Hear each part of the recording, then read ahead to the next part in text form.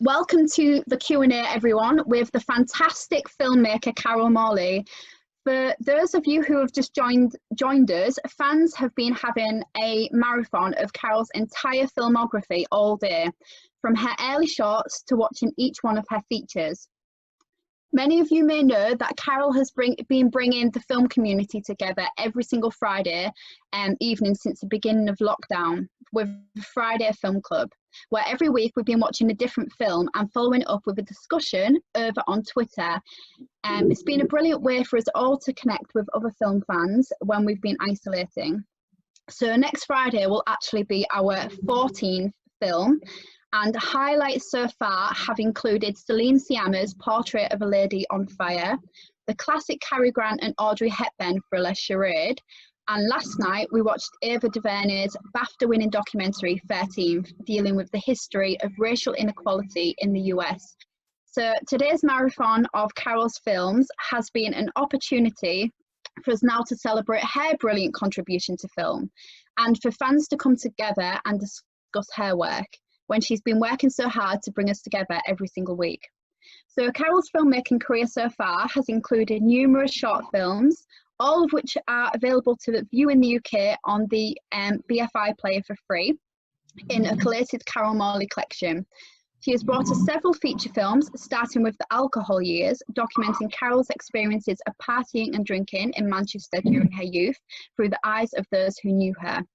Carol then made her first fictional feature, Edge, a character study of a group of people in a hotel. She then brought us a critically acclaimed documentary, Dreams of a Life, examining Joyce Vincent, a young woman who had died in her flat but lay undiscovered for 3 years, followed by The Falling, a fictional film which deals with a series of fainting fits in a girls' school in 1969. And then her most recent feature, Outer Blue, a police detective drama set in New Orleans.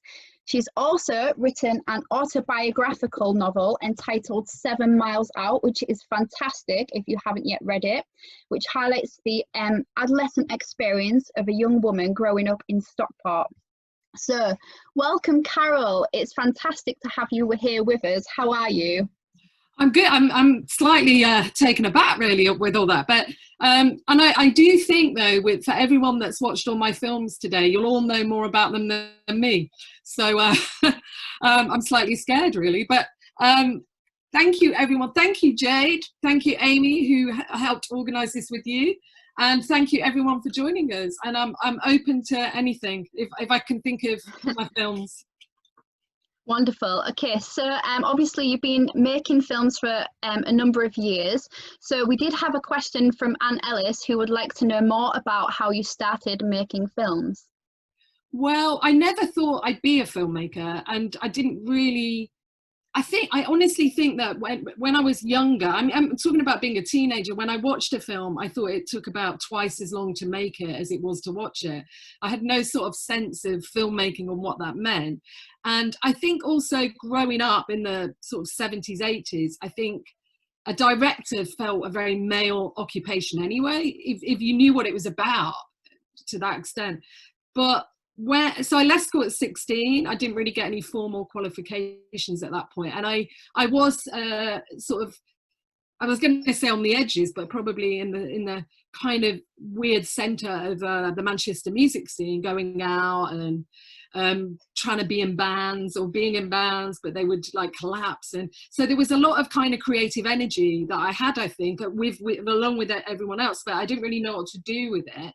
And then I ended up up to about 23, just doing this, that, and the other to get by.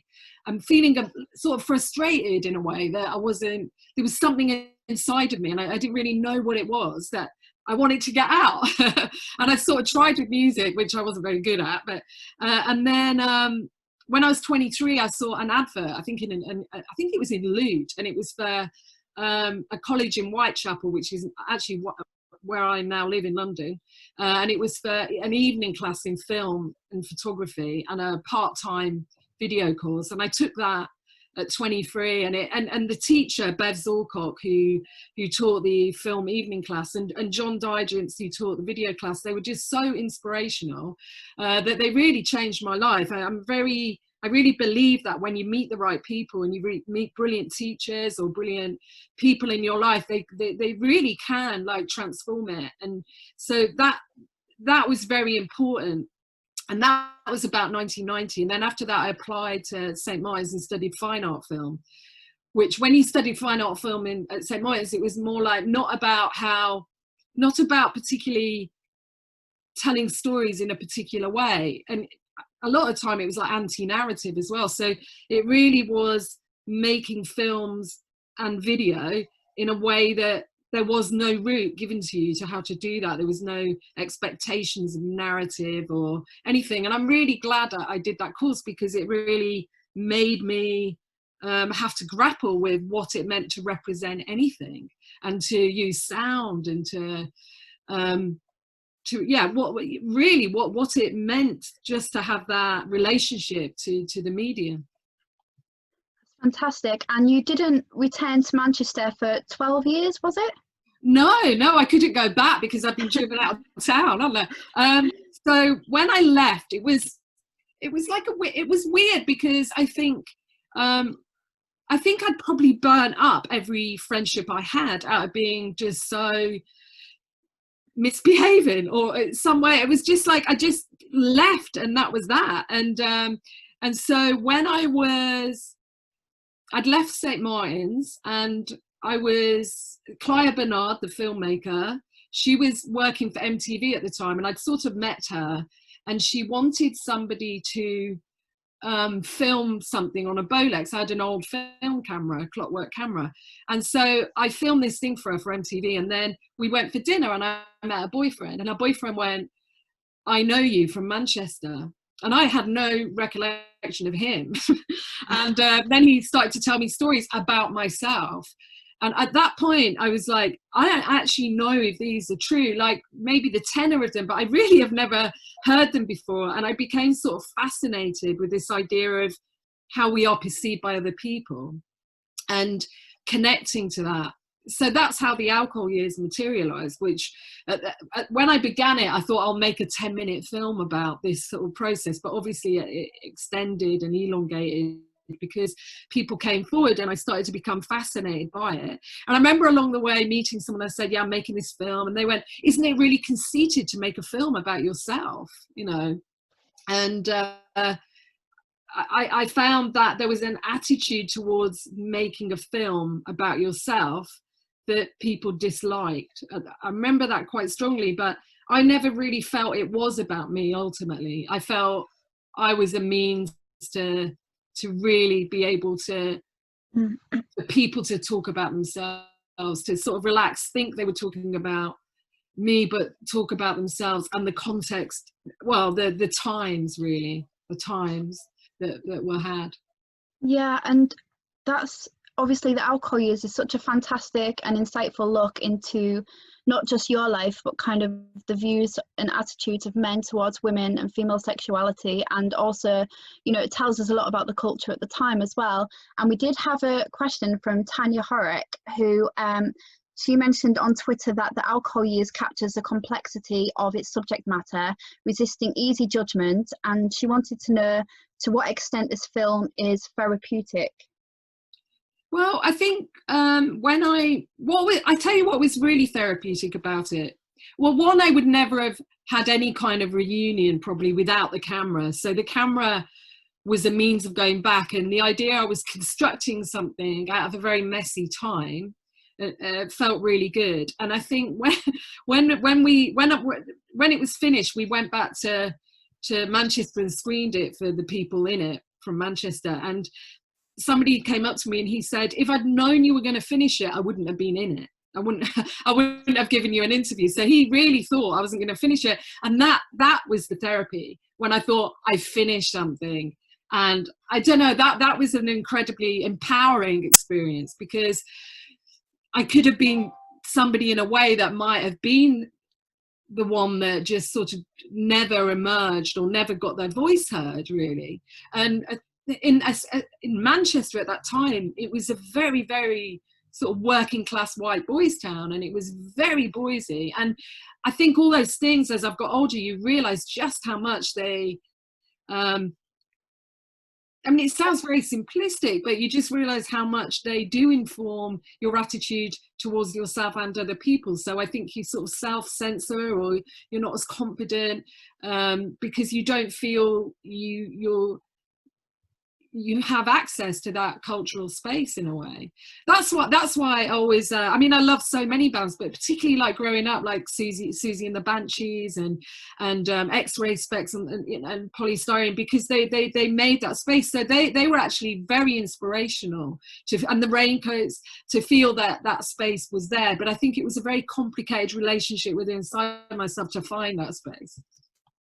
Yeah, and of course, the Alcohol Years was such a brilliant starting point for you then to go on to make several features after that. And obviously today we've watched all of your films. I think most people have kind of watched them in chronological order, and from kind of watching them like that, there are certain themes and patterns which do noticeably stand out in the work.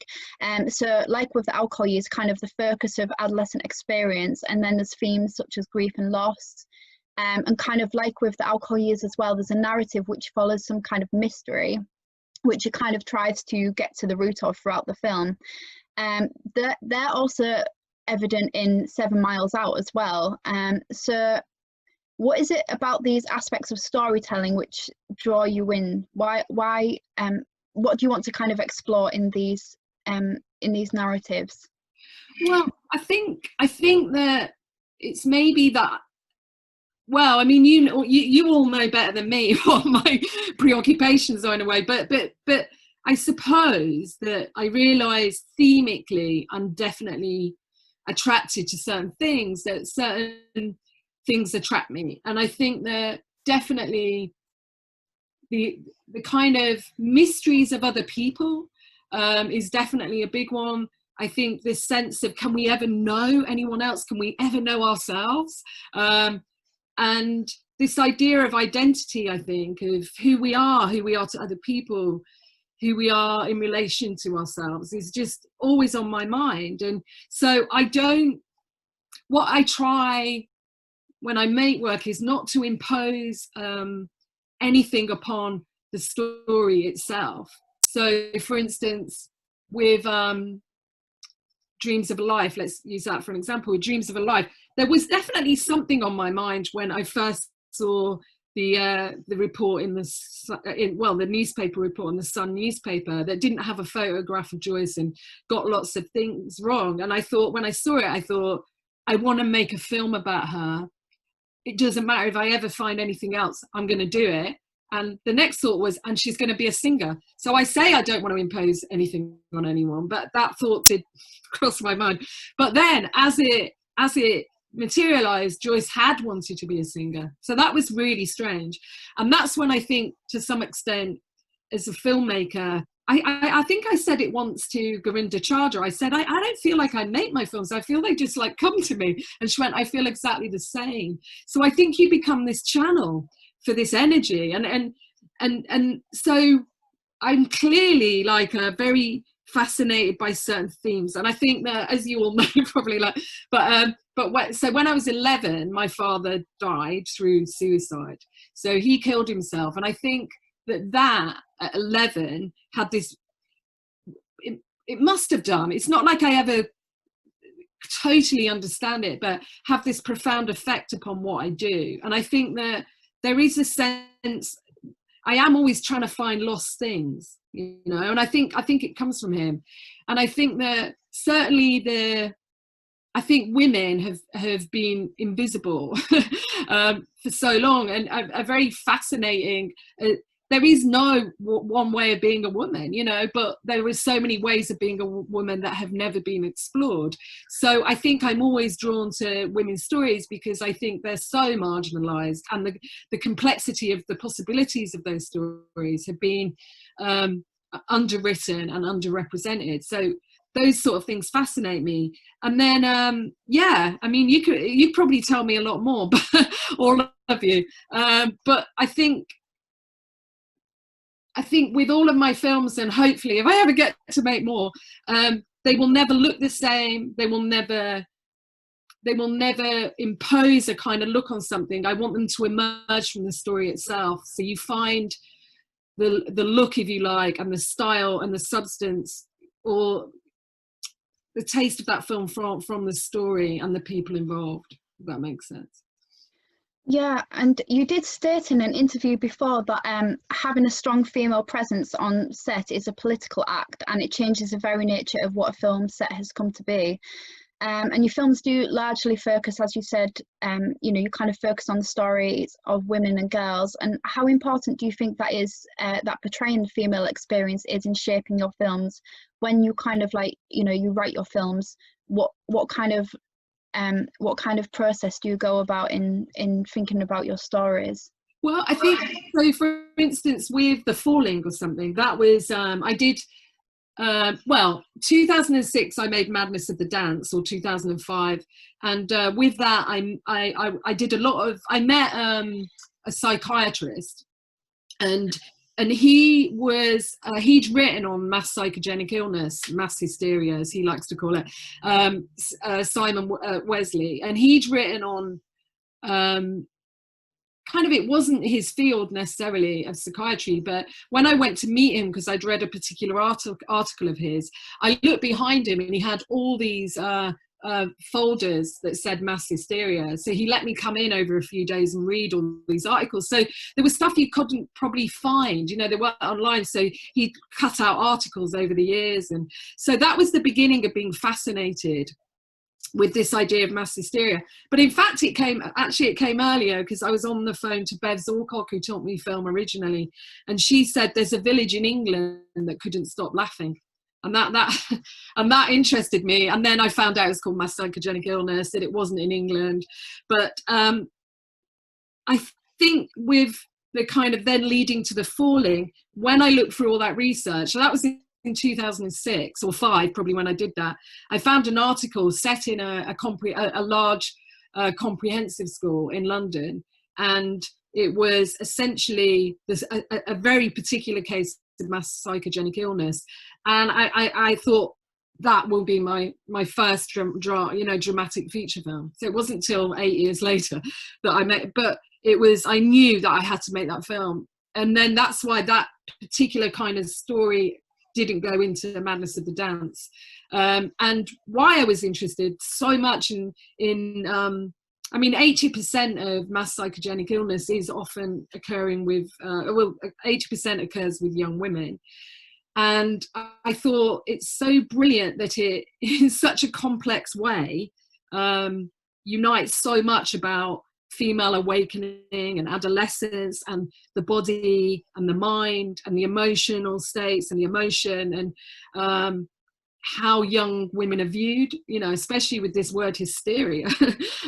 So I definitely knew that I had to make that film and explore in a complex way both the reasons that people think mass psychogenic illnesses occur, but also the complexities of being a young woman. Of course, then I bring my own experience, because I can. That's fantastic. And obviously, The Falling, you've talked a little bit about psychoanalysis, and it's probably the most significant one in kind of exploring psychological states, and then of course it comes through quite heavily in Out of Blue as well. And you kind of explore a lot of these through symbolism, and whether that's through objects, colours, and particular sets as well. It kind of really digs into the psychological and emotional states of the characters and projects us onto the external world. So like in Out of Blue, we have the contrast of the red and blue, and we have like symbolic items like the bead that Mike wears, and other objects as well also have a role to play in the storytelling. And in The Falling, I remember you discussing about Carl Jung's thoughts on symbolism and how we saw pools of water as the unconscious. And there's that iconic scene in The Falling with the pool of water, which, kind of represents that. And it's a moment that they kind of start to wake up. And as Lydia says, to be free, you must be conscious. So what is your process in thinking through how to create the atmosphere in your films and the symbolic aspects of the narrative? Does it come to you through when you write the script, or do you kind of work through it afterwards? Well, I do a lot of research before I write begin to write anything. And so with The Falling, I was really interested in Carl Jung's ideas because they were so current in the late 60s, and obviously before, but it was the time when people were looking at that kind of thing. So I felt it was really appropriate. And his idea of the collective unconscious is just really interesting. And he saw a body, as you say, he saw a body of water as representing the collective unconscious. So I think that informed what I was doing, because I've really heavily so, because I felt that, as film is such a brilliant way of looking at symbols in motion and the relationship to them. And so I begin to write I do a lot of research. I begin to write the screenplay, but I was going to look at, I can see them up there, but if I take one down, everything will fall down, but maybe towards the end. But as I go along, I keep these very big lookbooks, so I just cut things out and start to keep them. And I think if you look for any one of the books I kept before I made the film, the films tend to look like them, and they go to the director of photography and to the art department and production designer, to the sound people. They go to everybody, so everybody gets immersed in kind of this world of the film before it even begins prepping and the pre stages. But I think that it's all, for me, probably from character. So I like to think first and foremost of the characters, and they guide me through that film. With The Falling, I actually found a school. And it was very derelict and it hadn't been occupied for 20 years, but I wrote it for that school, and then we had to do it all up. So you there was no pond near it with a tree. That, unfortunately, about 2 hours away. No one was very pleased at me. It's too far away. We do actually have a question from Charlie Stern, who was quite interested in the references in the film to, visually to Picnic at Hanging Rock, and she asked what was the thinking behind that, and at what stage in the process were these mapped out, or did some of them come up more organically as the film progressed? Well, I've so forgotten at what point but I think that I've always absolutely adored Picnic at Hanging Rock. It's a sensational film. I can't even remember when I first saw it, but it was obviously not probably at the time, but years, decades ago. And then there's this thing when you're making a film when you have to use comparison. So when you're writing an application for finance or something to the BFI, whatever, they always want to know what the comparables are in terms of film. So I felt that in particular was a really great way of someone else seeing it, of seeing what The Falling could be. Although no one else, believe me, they were like, yeah, I don't know. It was quite an interesting, because as a director or writer, whatever, you see something so particularly, and then it's quite hard to convince everyone that it's worth making. But I did have brilliant support from the BFI and BBC Films, but I always feel like I can't quite get across what it is I want to do. So using film comparisons is a great way. And I think Picnic at Hanging Rock, that the way there is such a thing about adolescence, there is the nature, there's the mystery, there is actually a police procedural in it as well, but there's this sense of the dynamics of a school, which I find really pleasurable. I think that and the Prime and Miss Jean Brodie, the actual TV with, I'm going to say, I can't remember her name now, not Gwendolyn, I can't think of a name. Anyway, but the TV series of Prime Miss Jean Brodie was definitely an inspiration. But Picnic at Hanging Rock has, I think, just so many pleasurable things, and the sound design on it is incredible, which is why I admire it so much. So I did use it as my comparison. Then I was really, really, really excited when people that saw it said it was like that, because I didn't think I'd have a chance in hell, really. So it was an honor. It was an honor. Oh, and of course, The Falling is one of your most interesting films visually. It's got all the stunning sets in there. And we do have a question from Dr. Alexia Burla, who was quite interested in the actual performances in the film. and she asked that she said the various aspects of the girls' fainting fits incorporates elements of the twitching dance, laughter, and fitting that figure into your early short, The Madness of the Dance. There are so many interesting films that allude to the relationship between dance, the female body, and trauma. Is there anything particular about the relationship between dance or movement and expressions of psychological trauma that you were thinking about? Well, I think that one thing I learned when I was studying mass psychogenic illness is that there's this thing called conversion disorder. I mean, there's all these sort of psychological terms that fly about, but I think mass psychogenic illness could be seen as mass conversion disorder, which is where, so you can have it on your own as well, but it is where a description of where the psychological becomes manifested in the physical.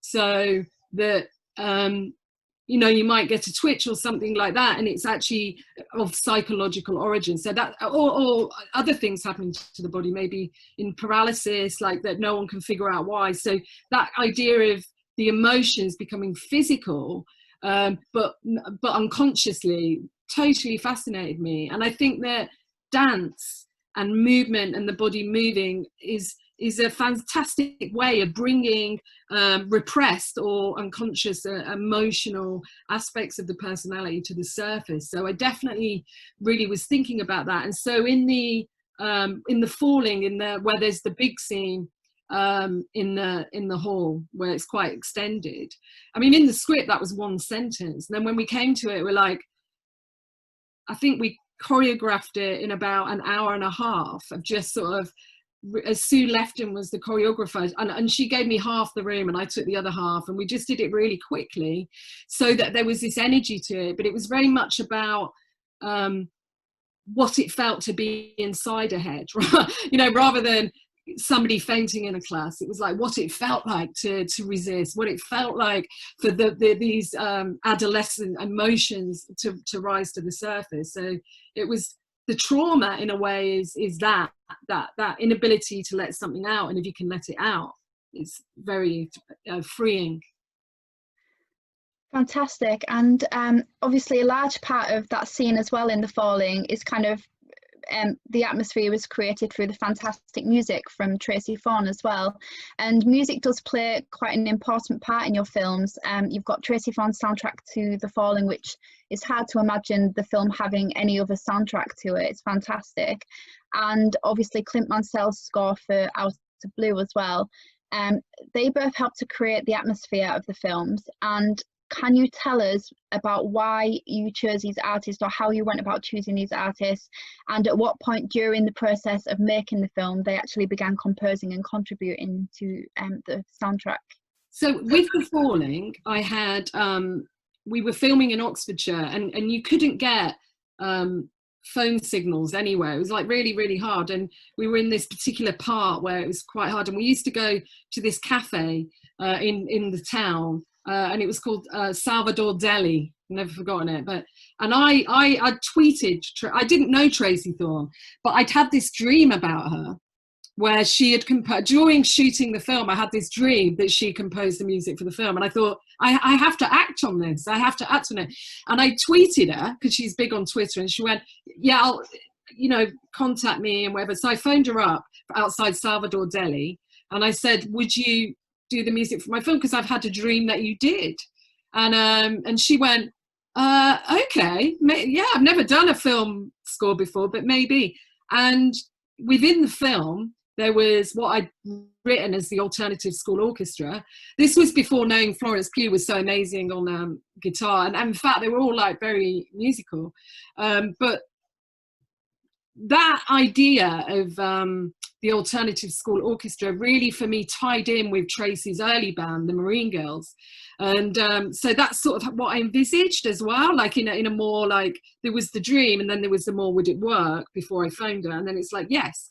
And then I came to meet Tracy in London for the first time, and I gave her all the instruments that the girls used, all the young women used in the film, and she composed everything on that, on the Descant recorder and the triangle, and it was all done on those instruments. So I felt like her music came from the world of the film, and she delivered it. She didn't see the film. She saw a few parts of a couple of scenes, or even actually at that time footage really, or assembled footage, and then she came up with what she felt, and then she delivered it as we were editing, so we cut to her music.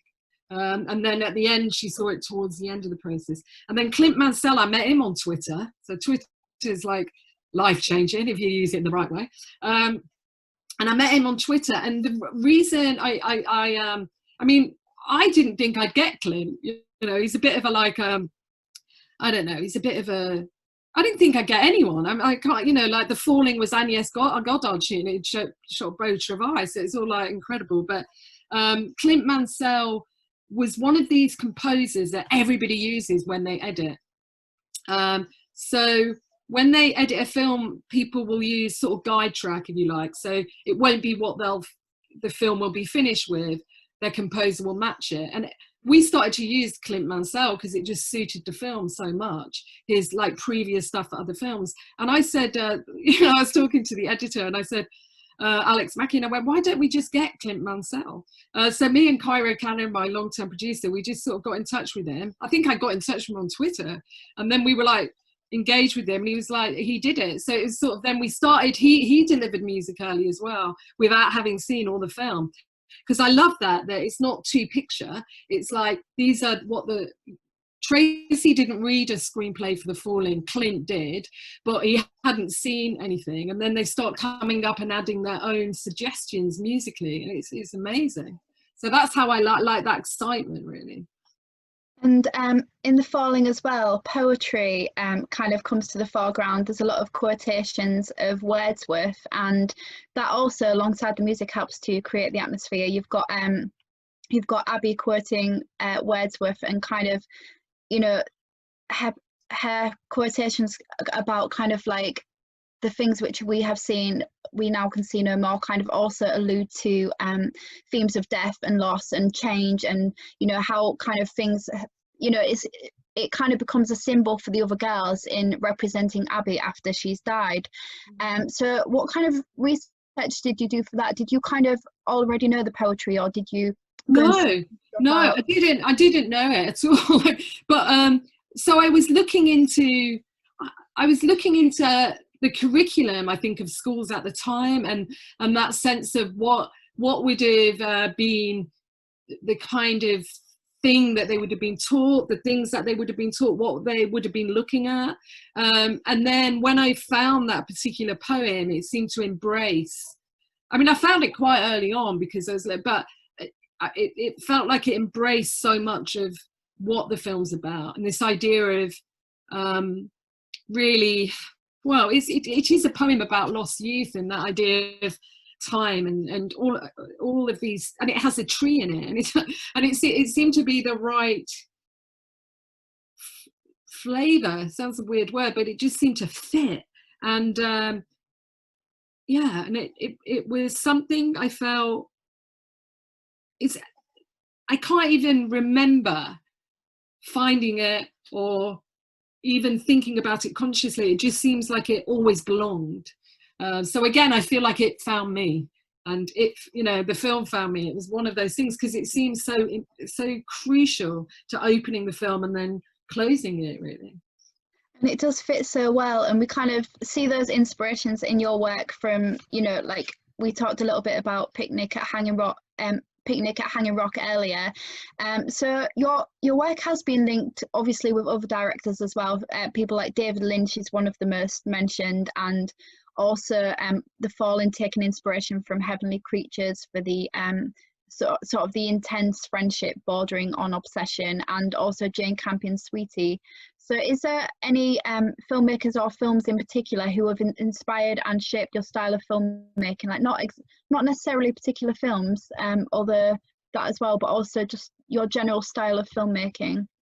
Well, I think when I started to study film, in the film A level, one of the people that we studied in the auteur section was Douglas Sirk.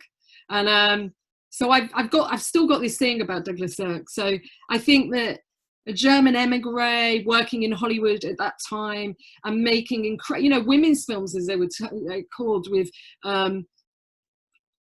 women's storylines that were complex and fascinating, and he would always have false endings. There would always be a false ending in a way, because I think he felt, or an ironic ending, because I think within the film itself he was so critical of so much, and yet they were very joyful and uplifting, and they led you to light, which I really like. That very colourful, the Technicolor, and I think his films were, when I first began to, I think, really fall in love. I mean, it was his films. I'd seen other films by that point, but it was like that was the body of work that most inspired me. And then close to that, I saw Jane Campion's short films, so it's Peel and Passionless Moments and A Girl's Own Story, and they blew my mind. They blew my mind because I felt so part of that filmmaking, so part of her storytelling, and to the point where you didn't want to even analyze why, because you didn't want it to disappear or something. So so I think Sweetie, I'd say, is just a particular first love, I guess. Films of Douglas Sirk and Jane Campion are kind of first loves, and then obviously over the years I've seen so many films now, and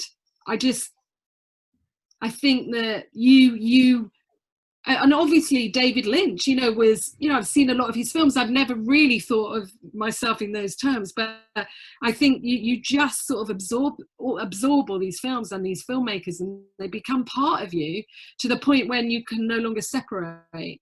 So I never think I'm making a film like X. I will think, oh, that shot looks a bit symmetrical, that could be like X, I might think things like that, but on the whole, I feel that what I love about films and the films of my favorite people is that they express and allow some emotional connection, and I think that's my favorite thing in cinema, really. So sometimes it can be a film that has never been seen as being classic, or it's like a film you see on Talking Pictures TV, which I know you're a fan of, Joe, and then you're like, it might have been a B movie, I don't know if they had C movies, but it was like not ever seen as part of some important canon, and then I just fall in love with that film because it's expressing something in an amazing way. So I feel now I just like to and Maya Deren was an original source of inspiration, which is maybe where the dance sort of interest came from, if you were to do like a line of connection with her Meshes of the Afternoon and choreography for the camera. So I feel that it's an explosion in a way. But David Lynch was never my particular his films are brilliant, but I never thought of Out of Blue as being David Lynch, and then everyone said it was, and I'm like, oh, okay, I'm happy to take that. Who would it be? Well, it'll be interesting in the coming decades to see which filmmakers you inspire, Carol, when people start making films and making references to your work. So we do have a question here from superfan Jude Rawlins, who asked, given where Edge was filmed, very near Beachy Head, was casting Julie T. Wallace a conscious nod to the lives and loves of a she-devil, or was it just coincidence? And I know there have been some discussion from Ellen Cheshire today about the location, so if you can tell us a bit about how you came to film there as well, and a little bit about the being snowed in as well. Oh my god, yeah. So that was actually Edge was made at a time when we couldn't get Dreams of a Life made. I couldn't get any film made, and so we just got really frustrated, and I was just so frustrated. I think around that time I'd started to write 7 Miles Out as well, because I thought I just don't know what to do anymore. I'm not getting any films made. So Edge we made for £50,000, and we just really, we raised money through private individuals, and then I think I wrote it around the location on Beachy Head, or no, it wasn't actually. It's near Beachy Head, but and it was near where it was near where The Lives and Loves of a She-Devil with Julie T. Wallace was filmed. But I think that I did know that, I did know that because there was a tower, but I'm not sure it's why I asked her. But now I like to think it was, but not sure. But she was like, "Oh my God, we filmed a mile up the road on the coast." Julie T. Wallace is she's so brilliant. I adore her. But the process of making it was bringing something to life, and I'd workshopped the actors, some of the actors in it, in a hotel in London. It's a tiny little room in a budget hotel, and then used some of that dialogue and wrote it into a script, and then created these narratives. And I think when I originally wrote it, I had this intention that I didn't really see it through in the end, but I saw it as an afterlife. But in the end, I didn't make that written large, but then when it snowed, it felt like that. And so I think someone on Twitter today said that it doesn't really snow in the south, England. And so the snow was remarkable, and we got snowed into the hotel. We had to stay there. We couldn't get anywhere. But then we used the snow. We used it because it's an amazing production value if you like to have all this snow. And yeah, I'm very fond of it. And I remember when it came out, there was actually Philip French quite liked it, but it got savaged. It got savaged, and I think the trade paper was just so mean about it. And in fact, I've become friends with the guy that wrote the mean review. I don't think it was a mean review. It's what he felt about the film, and he just hated it. But so I felt kind of quite strange about it for a long time. So it's been really exciting today to see some of you really respond to it. And I know Jude has in the past, but so that was very, very exciting, and testament to me to just make the films regardless of people wanting or not to make them, or in the end not liking them. Just carry on, because some point there'll be a collection of you all who will connect to them, and that's the most exciting thing as a filmmaker. So Edge was this sort of frustrating point, and but through that I got to work with those amazing actors in it, and really learnt a lot about filmmaking. Yeah, and with this potential nod to her, would you say, obviously you've worked with actors like Maxine Peake and stuff in the past a few times, would you say that when you're writing a script, you ever have certain actors in mind, or does it kind of come to you after planning and writing the film? Well, you see, I have characters in mind, and then they have to become the characters. And and the thing is that when I'm for Outer Blue, when we had the legendary James Caan, he wasn't James Caan to me. He was Colonel Tom. So it's really I write the characters, and then the actors become them. I mean, it's that, and I think that obviously with Outer Blue or something, there is, because you have to raise more money, and you are looking for, and with The Falling, even with Dreams of Life, people wanted a name for who would play Joyce Vincent, but everybody wants, people do like names. The salespeople like names in a film. So there'll be a point, say with Outer Blue, when, I have got Patricia Clarkson in mind, and if that's a possibility, and you might re-look at that, how it will land on for them, So obviously you're not going to put, I always wrote Mike as an older cop, but you're obviously not going to have 25. It's not going to say 25 or something, but I think that, so I think I envisage the characters first and the actors come later. Well, we have a question now from Catherine Putnam, who has been tweeting about your films today as well. She said, "Thank you for doing this Q&A and congratulations on all of your films. My question is, the strip club sequence in Outer Blue stands out to me every time I see it.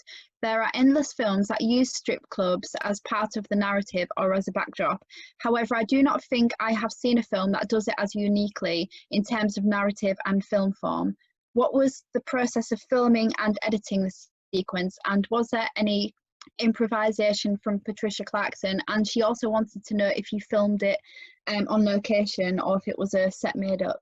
No, it was brilliant, because it was called Visions, right? So the actual strip club was called Visions, and it didn't have any windows. It was on like a main road in America and in New Orleans. And it was called Visions anyway, although we changed the signage. But what fascinated me, so we went to look at various locations for the strip club, real strip clubs.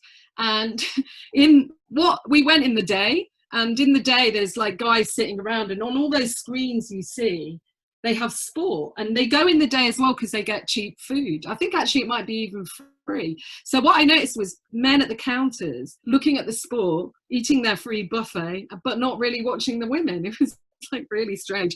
And so some of the women in it are from the club. They work there. And then I just had this thing when I went in there, on all the screens there should be a woman's eye. So the main woman that dances with Patricia, that's her actual eye, because that was my literal reference to doing the female games. I'm like, I'm gonna have a woman looking at all of this. So I got really excited by that eye going all the way around the room. And I remember as soon as that went up, I was just so excited. It was like, yes, because now it's not sport, men playing sport, it's like this woman's eye. And I really, you know, that kind of thing, you don't want to objectify the women in any way, but also you don't want to run away from the fact that women work in those places, you know, as strippers or whatever it's, you know. And one thing I did was the actual outfits they wore were really not a lot. So I gave them more outfit. So there's a lot more outfit that they have on. And that was very important to me. And then Patricia said, I'm going to kiss one of them. I'm going to kiss her. And then that was the improvised part. So we kind of knew what she was going to do, but the kiss, the person, they knew, but I didn't know. So it was like out of the blue. But yeah, so I was really interested in filming in a strip club, but not making it say, you know, like actually feeding off what it really felt like to be in there, which I think I didn't want to make it the place where nobody looked at the women either, you know. So yeah, so that the fact that Patricia becomes a participant, and it's not, and via Patricia we become participants in it, so we're not just watching it, which I think probably in a lot of strip club scenes that's maybe what happens. Patricia Clarkson's fantastic in that, and you know, not just that scene but the entire film, and the actors in all your films actually really kind of bring to life the stories and really tap into the emotions. The girls in The Falling, for instance, they kind of managed to really represent these emotional states of the characters, and in many ways the friendship group that they form in the film, it feels very relatable in the way that it actually portrays adolescent friendship. You know, they feel like they've been a natural friendship group for years. So what was it like directing them and bringing this group of young women together, and did they do any improvisation? So how that worked, because we had quite a lot of time with them beforehand, so film is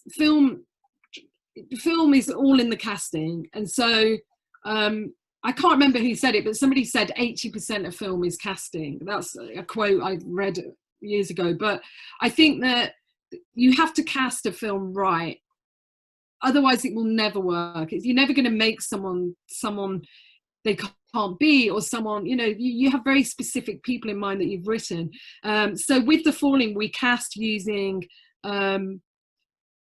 a very wide network of we did go to agencies, but all the girls in the end, apart from obviously Maisie Williams, who had been was in Game of Thrones, and was very experienced, all the other young women were not.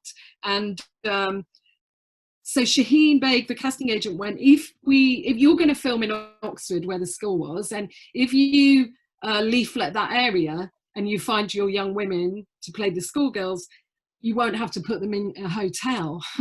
So it was like a question of economics to cast around that area. So all these leaflets went out, and I watched hundreds of 1 minute and under videos of young women going, "Hi, my name is," and one of those was Florence Pugh, and Florence was still in sixth form, still at the end of school, and she wasn't planning on being in any films or going to any auditions, but that came along. And when she came to the audition, I'd been looking, because Abby in The Falling is this person that is going to haunt everybody for the rest of their lives. She's the person that's going to be the one that everybody wants to be, but at the same time it belonged at the end of the 60s, and I didn't want her to be too sophisticated, too knowing, but at the same time have something indescribable charisma, we could say, all sorts of things. Anyway, so I'd seen quite a lot of young women for Abby, and then Florence came in, and that was that. I just knew straight away. And at the auditions, I got every young person to I took objects in, like photos and pebbles from the beach and stuff like that, and I got all the young people to tell a story. And so all the ones I picked were just really able to tell a story out of these objects. And I think if someone can tell a story, they can really be part of a film and that storytelling. And then we did lots of workshops with them, and they all got to know each other. I think Maisie Williams, Lydia, and her brother, Kenneth, Joe Cole, I sent them off together for half a day to go and get to know each other, because I felt if you built memories, then you could bring that, because you don't have a lot of time on set. So there's a lot of work on that beforehand, fainting workshops, deportment workshops, all kinds of things like that. And then one day I did a thing where I asked them all to bring in some lyrics from 1969 when the film is set, and which they did, but Florence brought in her guitar and actually sang Son of a Preacher Man, and everyone cried because it was just so good. And those were all the kind of, I would play music to them a lot. So I play music on set all the time, but very particular music that is is part of the world of the film. And so on set, I would play Mary Hopkins that opens the film. But I'd also played that to the girls as we rehearsed, so they could cry to that music. They would just cry to it. So if they ever needed to cry, just put that song on, the Mary Hopkins song, Voyage to the Moon, and they would be like crying. So it's these ways that but on Out of Blue, I didn't have any opportunity to rehearse anyone. I mean, I met Patricia a lot, but there was no rehearsal periods or no workshopping. You just sometimes meet them the night before or the day. Yeah, and Out of Blue is obviously different to The Falling, because Out of Blue is adapted loosely from a novel by Martin Amis. And we did have a question from someone who works at the Wimbledon Film Club, who wanted to know about the process of adapting the novel. So originally it was brought to me, so me and Cairo Cannon had worked on The Falling with Luke Rogue, and his dad is the filmmaker Nicholas Rogue, and his dad had wanted to do this book called Night Train back in the day. I made Night Train into Out of Blue, but he'd want to make, so they still had the rights because his dad had wanted to make it. His dad was still alive at that point and gave me his blessing to take it on, but I never saw anything that that Nick Rogue had done or written or got screenwriters to write with his input. So I never saw any of that, and I read the book, and then I thought I really like the themes of it. I just really was attracted to the themes, but I also, to put it bluntly, wanted to rescue the women characters from the pages of the book. So I felt like this weird rescue operation. And then I read it again. I said, no, I want to do it. I don't know what possessed me. I just wanted to do it. And then as I started to adapt it, I just started to develop the characters in a way that seemed right for what I wanted to do. So it felt in the end like I only read the book twice, and I wasn't ever doing a description of the book because the book stands on its own, but I wanted to create a conversation with that book, I suppose. We did have another question about Out of Blue as well, which comes from Catherine Putnam, who wanted to know who is the cardboard cutout of in Mike's office. Well, the thing about the cardboard cutout, the reason the cardboard cutout is there is that when I was doing research in America, and I would go, so I hung around homicide departments, was that there was one homicide department where one of the detectives collected those cardboard cutouts from films. So you know how when you go to a cinema and they have the cardboard cutouts of people from the film? Yes, yes, exactly, Rebecca. Here we go. Agnes there. It was full of like cop movies ones, and so I thought I really want to make that reference, but unfortunately the person themselves is actually one of the art department guys because of copyright issues, but we made it to look like it was possibly from the front of a cinema. I like Agnes is looking at me. I don't know if everyone else can see that.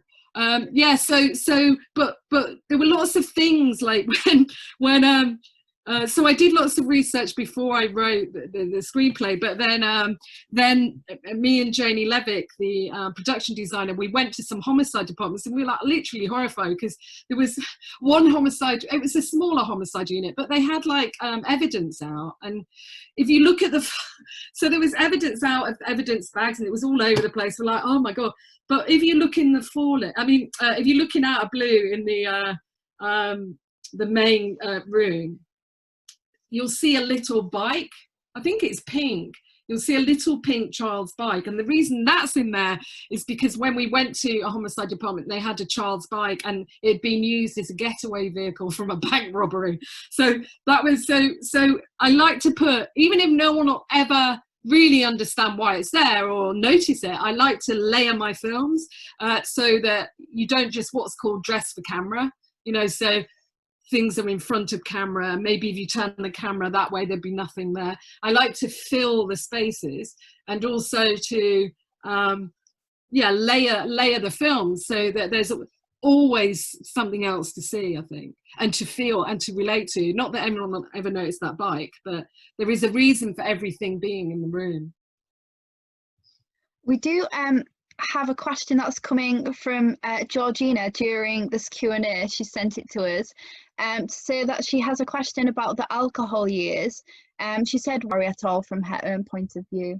Well, unfortunately, if you have the DVD of the alcohol years, I was pushed into doing a commentary, which someone said that's a terrible commentary, but anyway, but so I've met people that listen to it as they watch the film for the first time, and I was horrified because that's like having a really bad voiceover, But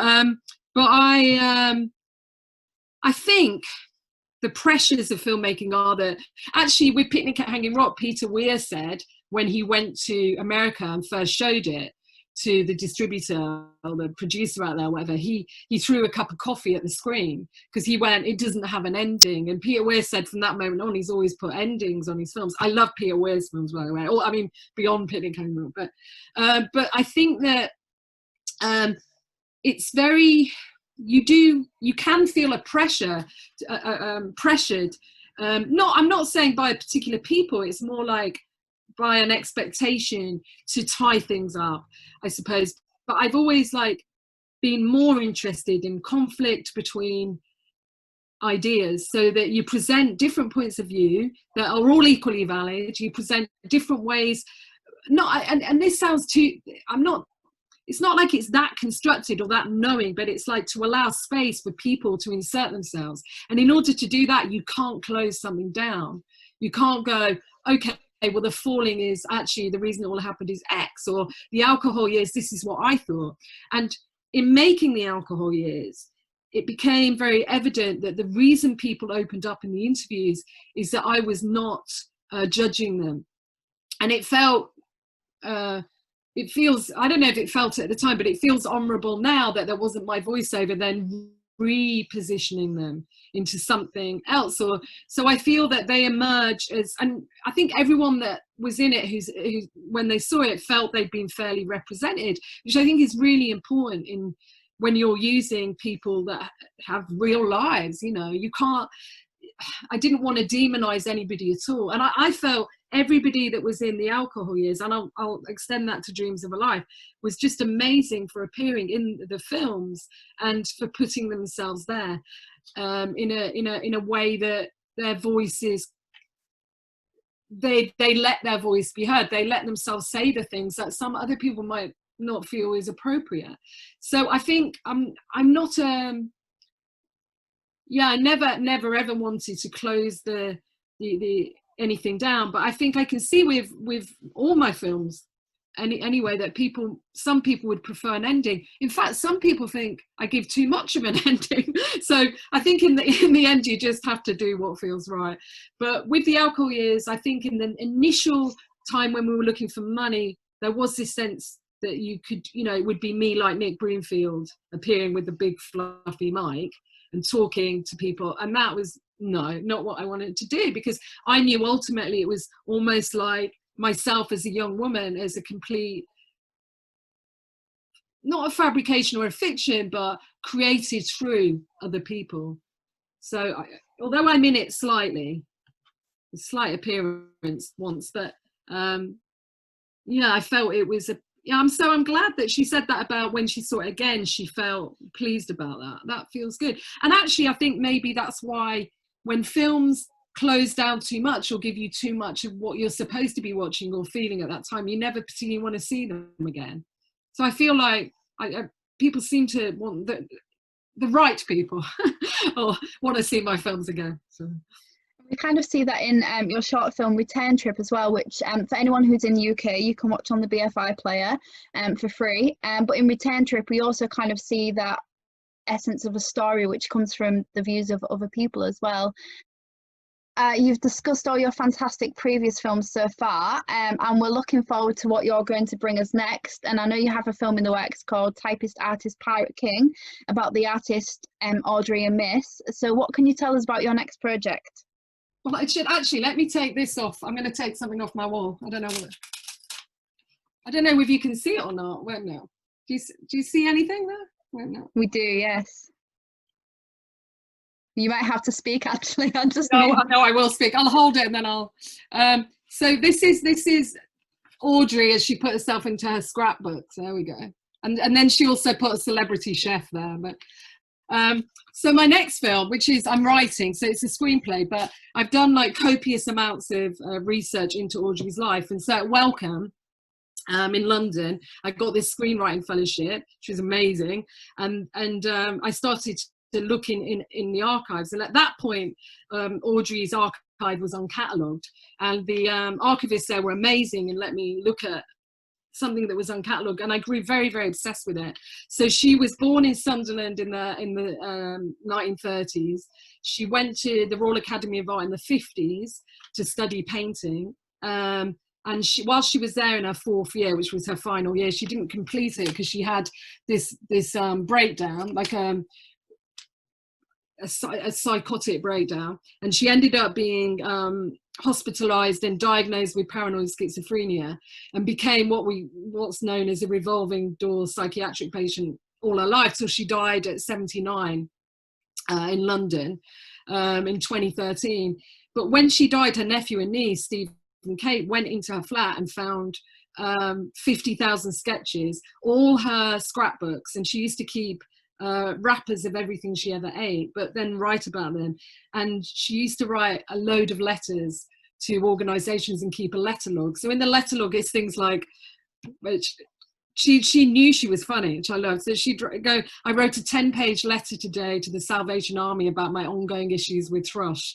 So she was like this kind of activist kind of for mental health at the end. So she would call herself a mental health survivor. So she went from being virtually in a very old style psychiatric hospital, almost not an asylum because they'd gone by then, but a mental hospital that would put you in insulin comas and on very heavy medication, to being somebody at the end that didn't take medication and called herself a mental health survivor. And so I have access to all this amazing, her amazing life and her amazing art. And so I just became obsessed about making a film about her. So I've actually written a film where Audrey, it's fictional, but using all the research that I've done, where Audrey goes on a road trip with her psychiatric nurse. And in this way, everything is revealed about her past. So that's where I am with Audrey. That sounds very exciting. BBC Films and BFI, so thank them. I've been doing that at the moment. It's kept me occupied. Well, I'm sure we'll hear updates on that on Twitter, because obviously you're very active on Twitter. And for anyone who wants to follow Carol on Twitter, she is @_Carol Morley. So if you haven't had the chance to ask a question, I'm sure Carol will be happy to answer any on there. So thank you everybody who has tuned into this Q&A. We have recorded it, so as long as the tech goes smoothly, which fingers crossed it has so far, I will be uploading a recording of this, and Carol and I can share a link on Twitter. So a huge thank you to Amy Harris, who has helped me co-host this and helped me with the questions as well. We wrote them together. And thank you to Carol, who has been absolutely fantastic. You've given up your time to do this Q&A with the fans at the end of a marathon of your films. So thank you very much for actually taking the time to answer questions about your films and career from the fans as well. Well, I've got to say something. Can I just say, the person I couldn't remember before, the TV version, is Geraldine McEwen. That just my mind went. But Jade, let's look at Jade. Jude and Jade have been so supportive of a lot of you, and Jade in particular, who's organised this marathon today. Amazing, thank you so much. And without, like, for me, a film, I've said it before, but actually it needs to be said right now, because a film isn't finished until the audience complete it. And so without you, I'm nothing, you know what I mean? I'm nothing. So the fact that you have all today, and obviously previously, watched my films and really take them to heart and discuss them with each other, and, you know, write to me about them, some of you, it just keeps me going. And so really my thanks is to you, because without you, it'd be, you know, like pointless, in fact, pointless. So you complete the films, and so it's always really exciting when I hear things, and I do look around on the internet, even if it's really horrific that someone's written about my films. I'm like, whoa. But at the same time, I'm like, but they've actually got angry about a film, or they've thought this about the film. And whenever I come across like an academic essay that someone's written about any of my films, or sometimes people send them, I'm so excited. It's like, really feels like a sense of belonging, because, you know, you are the people that make the work exist. Actually, without that, nothing. So yes, thank you everyone, and to Amy, but to you, Jade, for being such a fan. I think fan, I don't know, but super fan, what does that mean? But it's sort of like you have been so present in the filmmaking that you've become just a part of it. So it's brilliant. You'll be on set next. And you, just one last thing as well, you did mention that you have a book as well to go along with Typist Artist Pirate King as well. Yeah, so so the reason for this is, when I was researching and became obsessed with Audrey Amos, the reason, by the way, the film is called Typist Artist Pirate King is that is what, in the old days, you used to have to write your occupation in your passport, and that is what Audrey wrote. She wrote Typist Artist Pirate King, which I thought was absolutely brilliant. But the reason I'm making a drama about her, or a fiction film, because it is a kind of fictionalized experience. I felt that I wanted Audrey to speak for herself. And in that way, that was the way it felt more integritous to that. It's a complicated process, where if I made a documentary about her, it would be a lot of people talking about her, and it didn't feel right for Audrey. So I tried to sort of harness her character and the way she saw the world and her art within the film. So doing a like proper, respectful, with money biography of an unknown woman, and she deserves it. But then at the same time, there's so much that material that I've gathered. I've met all the family, I've met people that she was at the Royal Academy with, that will be the book, because I think there's a different relationship to reading when someone else talks about somebody else. So so yes, I'm writing a book about her. Yeah, she's obsessed me with 4 years now. Yeah, four. I call it living with Audrey for 4 years. Well, fantastic, and we can't wait for that to come out as well. I'm sure many of us will be attending various screenings around the country. Hopefully we'll have a little tour, you can do some Q&As, and we've had lots of message coming through on the chat as well. Lots of people have been saying thank you to you for speaking tonight. So a huge thank you, Carol, because it's been absolutely fantastic. And remember, everyone, that we will have another Friday Film Club on Friday. So if you do want to join in, Carol will announce the film sort of around probably the middle of the coming week. And if you're on Twitter, we can tweet about the film with hashtag Friday Film Club and discuss the film. We watch it Fridays at 8 o'clock. So it's a fantastic opportunity to join Carol in discussing a film that she's chosen as well. So thank you, Carol. It's been absolutely fantastic having you. I don't want to go now. It's hard to leave these things, isn't it? I'll have to go now. But no, it's been brilliant, and it's been really difficult times for everyone, and horrific really for the world. So I think this idea of collectivity, Jade, and you brought us all together and you took it on board to do this. I just think it's a real thrill, and it's full of optimism, and I think we need that. And I've said it before, I'm sure I'm not the first person to say it, but optimism is a political act. So I think by being united and a collective and being together, it's sort of a good thing. It's a good thing. It's important. Well, thank you very much. You have to cut me off now. Well, thank you very much, everyone, for joining. If you do want to get in touch with Carol afterwards, you can tweet her. Like I said, she's very active on Twitter. So any extra questions you want to ask, please send them.